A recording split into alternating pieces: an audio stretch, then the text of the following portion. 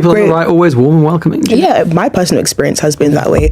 I haven't come across anyone who has been as hostile towards me like I have on the left. This is where the interview starts getting interesting, because the confidence of that claim is immediately put to the test. The idea that one side of politics is welcoming while the other is uniquely hostile sounds convincing when you're speaking from personal experience.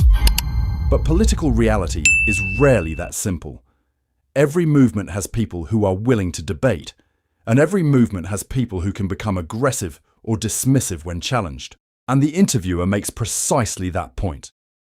Being conservative, progressive, patriotic, or anything else doesn't automatically make someone more reasonable or more hostile.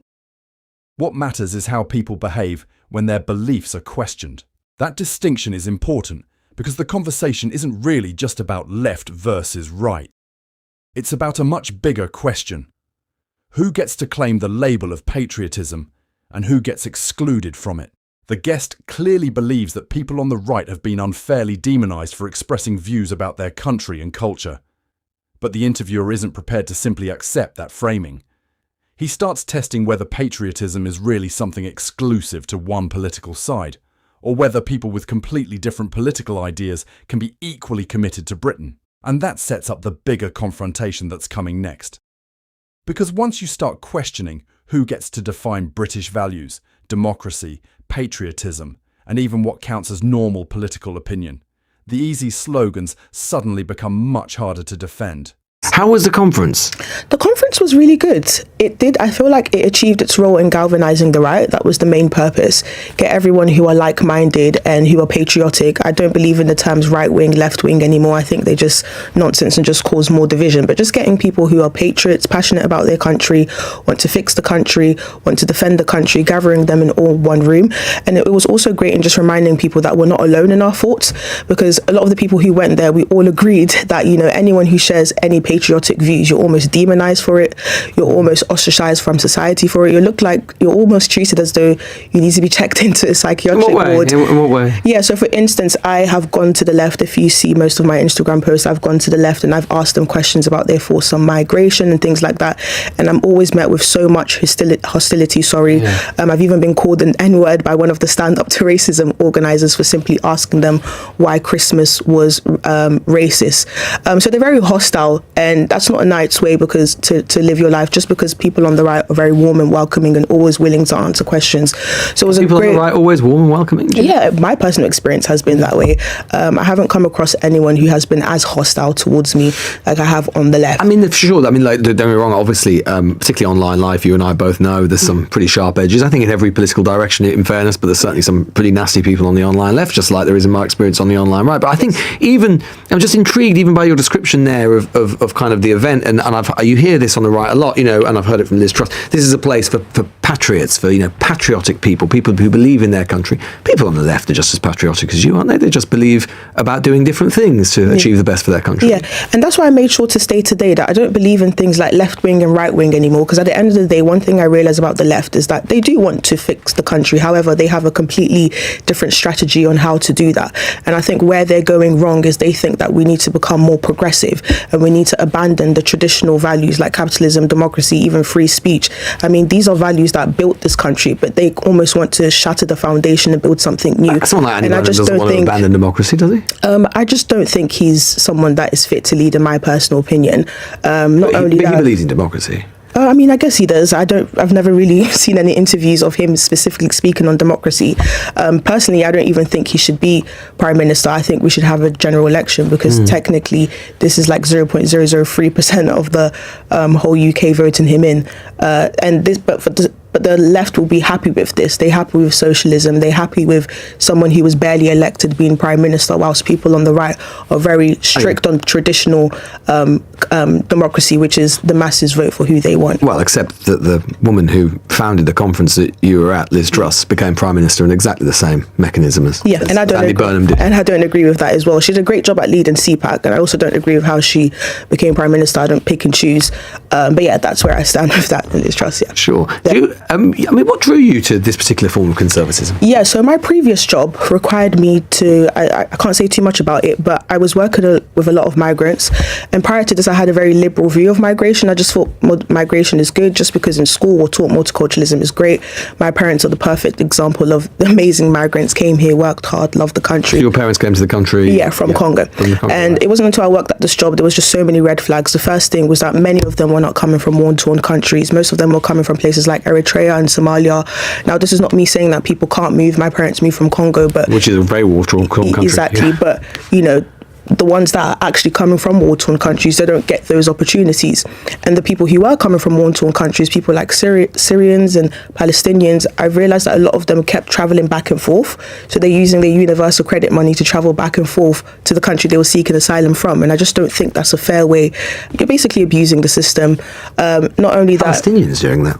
Yeah, so there was a lot of Palestinians. Back and forth. Yep, I saw this Gaza. with my own. Yep. They can't get out of Gaza. I literally saw this with my own eyes, and I was someone that was pro-Palestine. We need to free Palestine. But once I saw that, I said, "This." Generally is quite speaking, I mean, suspicious. Palestinians find it very difficult to travel to leave Israel. I've come across, I would say, 5 Palestinians who managed to travel back and forth whilst also claiming asylum. Very odd. I don't know how they did it, but that was. I mean, I think it's fair to say that if they were in Gaza or indeed in the West Bank in recent years, it's probably unlikely they would be travelling back. I literally saw it with my own 2 eyes. Well, they wouldn't travel back to Gaza because you can't get in. I literally saw it. I don't know what you want me to tell me. I don't know how they got there, but we would tell them. But you wouldn't want to go back to Gaza, would you? Because you'd be smashed to bits by the IDF. But they went back. I don't know what you want me to tell me. I think maybe you should get them on the panel next time and ask them why they travelled back or how they travelled back. I'd love to if you could put them in touch with us. It seems unlikely. I would do that. What do you think that younger people? I mean, there was obviously when Trump won, there was all this talk about conservatism becoming more popular, and a particular form of conservatism being more popular with young people. Polling in America seems to suggest that's going in the other direction now. There's a lot of talk about young people becoming more conservative. Do you think that's still true? Yeah, I think like conservatism is definitely growing on the right. For the first reason is social media. So people like myself are becoming more vocal. And I think what I've realized about my generation is they just like anyone who's popular online. That's just the reality. But not only that, but I've spoken to a lot of people, especially in CPAC, and they basically explained to me that the world just doesn't feel normal anymore. Things that were like common sense and we all had a mutual agreement and understanding on is now being challenged much, like migration, for example. Just the idea that illegal immigration is literally illegal and you've committed a crime. Things like protecting your borders, things like waving the English flag now that's being seen as racist and demonized for it. I was attacked at a pro-Palestine march for having my Union Jack on. And I don't know. I don't know, Base. I mean, I know what you mean. There is a particular bit of the online left or whatever who might say that, but I mean, you travel around the country over the last few weeks, all you'll see is England flags.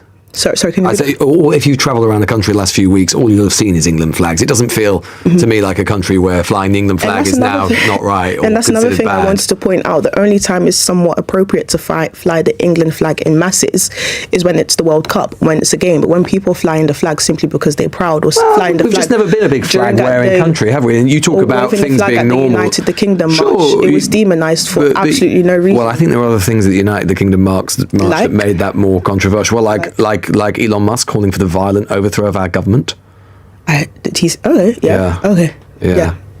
I don't agree with any violence. I mean, that's bad, right? I mean, yeah, definitely bad. I don't agree. Maybe might have missed that, but I don't agree with any violence. Well, he's saying that we need to overthrow our government, and the only way we can do that, by definition, is violent. Naughty Elon. He shouldn't have said that. It's a bit more than naughty, isn't it? Because he's so influential. It's a bit more than... Yeah, I don't agree with that. I'm not an Elonist team, But I mean, I suppose my overall point is to say that, you talk about things being normal. Actually, historically...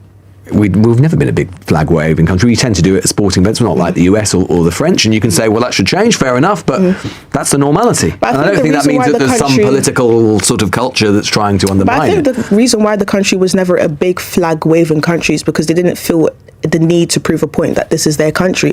What we're seeing these days with multiculturalism, and we're seeing this invasion of our cultures, it's that the actual native culture, which is English, British culture, is almost being silenced. And that's why people almost feel the need to stamp them up. For example, the perfect case of this would be what happened with Southport. A man literally massacred children. People went out and said this is horrible and they were arrested for it. Well, how is that British culture being undermined? It is being undermined because, first of all, British culture does not that does not care for terrorism, for us, terrorism is absolutely unacceptable. And not only But no that, one was arrested for saying that murder was horrible. They were arrested for violence. Lucy Connolly was arrested. She didn't actually commit any violence. She simply just said, this is not okay. I don't agree with her statement where she said we should burn the hotels down. And she also took that back. She said burn asylum hotels for all I care. And she took that back and she also deleted it. Sure. But the fact that she was even arrested, that is. But that's not undermining. But that's not. It's not British culture, is it? It is British culture to be able to say what you want. Have you ever grown up in Congo where my parents grew up, where they were arrested or killed for simply criticising the government? Freedom of speech has some impediments, doesn't it? And ultimately, she wasn't imprisoned for criticising the government. People do that. She was imprisoned for? People do that all the time. She herself pled guilty. Mm-hmm. She herself pled guilty, which rather implies that she had something, did something wrong. Have been a case. This is her she said that hotel full of expressing yourself, saying that a hotel full of kids should be burnt down. And she deleted the tweet. Fine. And she was frustrated. But that's not British culture. It's not British culture. Not British culture to call for or appear to endorse the idea of violence. That is not the sort of culture that I want to live in. Someone. It's also not British culture to try to silence someone inciting and put violence, them in silent and putting them in prison inciting over violence, a deleted tweet. Inciting that is absolutely violence. ridiculous. You think that that's a key plank of British culture? She had less than 1,000 followers. How can she incite violence? She wasn't that influential at the time, so she definitely wasn't inciting. It was retweeted thousands and thousands of times. That's why. I'm pretty sure nobody would look at Lucy Connolly's tweet and say, "Let me go," and if they did, they would be so psychotic to do that.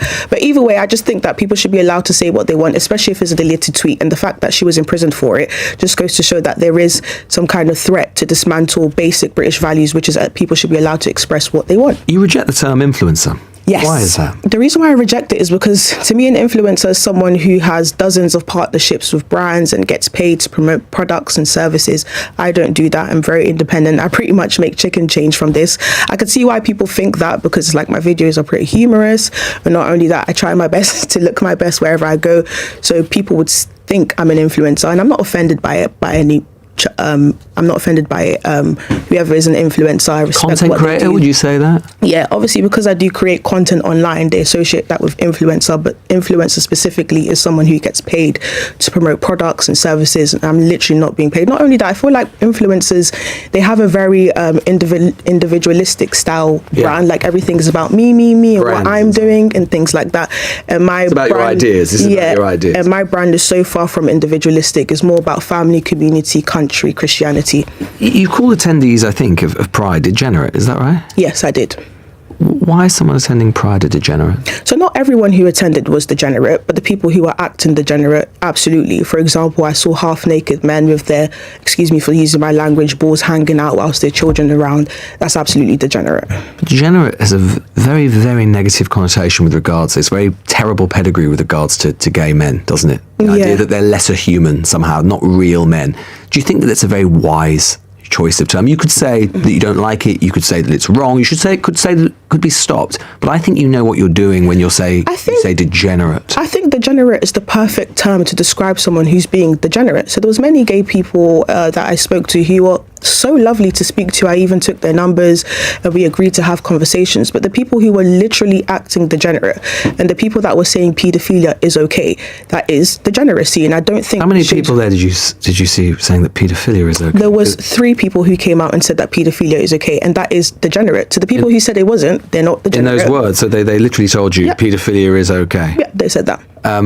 And of course that would mean that they were endorsing a crime, which means they could subject themselves to legal action, which is something that you previously said you didn't think was a very good idea. But in that case, you would think it was a good idea. But I think it's just degenerate. Like my whole thing is that it's degenerate. And I don't know what you want me to do. Apologise for that. Well, I think there are a lot of gay people listening who would really, really profoundly object to the idea of... Like I said, not all gay people are degenerate. I have friends who are gay and I absolutely love them to death and I would trust them with my whole life. But if you're acting degenerate, I don't care if you're straight, your video is called trans... Your video is called Speaking to Degenerates at Pride. Yeah, so I spoke to degenerates and I captioned it the degenerates. So we're talking. So how many would you say at Pride were degenerate? Like as a percentage? Say from the people that I spoke to, because there was hundreds, I would say there were like the 3 people who said that paedophilia was okay. I would say they were the degenerates. So just the 3 people. Yeah, I think most people would agree that they were that they would be terrible people. So just for the absolutely clear, and for the sake of the record, you don't think that gay people overall are degenerate? Absolutely not. Some of my closest friends are degenerate. Some people have given me opportunities. Some of your closest friends are degenerate. Oh yeah, and people who have given me opportunities are gay. Absolutely love them. But if you are degenerate, just be clear, you just said degenerate. You may have just misspoke. I just want to just clear it. Yeah, you just said some of my closest friends are degenerate. No, sorry, some of my closest friends are gay,